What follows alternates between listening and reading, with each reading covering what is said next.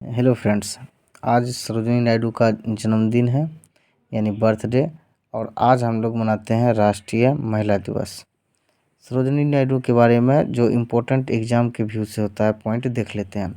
सरोजिनी नायडू, इनका बॉर्न यहाँ पर देख लीजिए 13 अप्रैल यानी 13 फरवरी यानी 13 फरवरी 13 फरवरी 1879 को हैदराबाद में हुआ। और इनका डेथ जो हुआ 2 मार्च यानी 2 मार्च 1949 में लखनऊ यूपी में हुआ। इसको हम लोग जानते हैं नाइटिंगेल ऑफ इंडिया यानी भारत को किला कहते हैं। She is known as nightingale of India. सबसे पहले इनके बारे में और कुछ फैक्ट जान लीजिए कि अभी कभी एग्जाम में पूछ दिया जाए कि सरोजिनी नायडू अपने पूरे जीवन काल में कितना बार जेल गई थी ब्रिटिश के समय। ये 5 बार जेल गई थी और टोटल 21 महीना तक जेल में रही थी। और इसको नाइटिंगेल ऑफ इंडिया की उपाधि किसने दिया था, तो याद रखिएगा महात्मा गांधी के द्वारा दिया गया था। और इनकी आवाज़ बहुत सुरीली थी, बहुत अच्छे गाते थे, इसलिए इसको भारत को किला यानी नाइटिंगेल ऑफ इंडिया की उपाधि महात्मा गांधी के द्वारा दिया गया था। और एग्ज़ाम से इम्पोर्टेंट क्या पॉइंट हो सकता है, ये फर्स्ट लेडी चेयरमैन बनी थी आईएनसी की। आईएनसी मतलब Indian national Congress. Indian national Congress का स्थापना 28 दिसंबर 1885 में हुआ था। लेकिन ये चेयरमैन कब बनी थी, लेडी चेयरमैन इंडिया में, यानी भारतीय अगर कोई महिला बनी थी तो वो भारतीय महिला है 1925 में, ठीक है, सरोजिनी नायडू। और एनी बेसेंट इससे पहले बन चुकी है 1917 में। तो उनको याद रखिएगा, वो वर्ल्ड लेवल पर है। यानी अगर पूछ दिया जाए कि भारत में सबसे पहले महिला कौन चेयरमैन बनी थी, तब एनी बेसेंट। लेकिन अगर क्वेश्चन ऐसा पूछ दिया जाए कि भारतीय महिला कौन बनी थी, तब सरोजिनी नायडू, और ये कानपुर में बनी थी।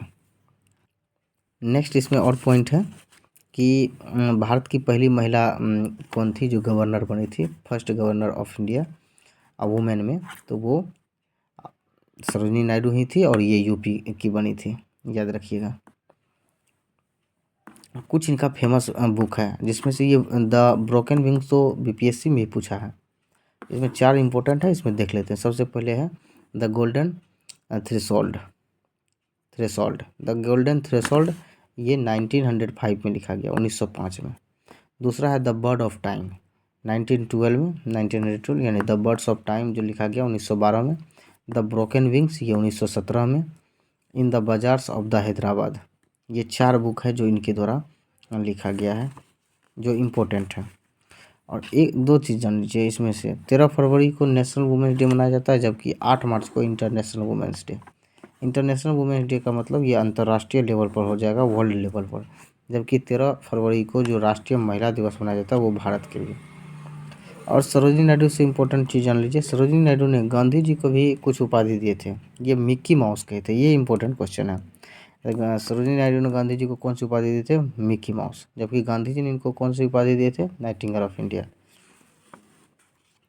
भारतीय महिला संघ, ठीक है, इंडियन वुमेन्स एसोसिएशन की स्थापना 1917 में एनी बेसेंट के द्वारा किया गया था। और इसमें सहायक के रूप में सरोजिनी नायडू भी थी। तो याद रखिएगा, भारतीय महिला संघ की जो मेंबर थी 1917 में स्थापना की। और इसकी मेंबर दो व्यक्ति थे, एक एनी बेसेंट जो आयरलैंड की थी और दूसरा सरोजिनी नायडू जो भारत की थी। और 12 वर्ष की आयु में, सोचिए 12 वर्ष की आयु में सरोजिनी नायडू मद्रास विश्वविद्यालय से मैट्रिक परीक्षा पास की थी। एक बार महात्मा गांधी के बारे में पूछ लिया था कि वो अपने कौन से कॉलेज से 10th पास किए थे।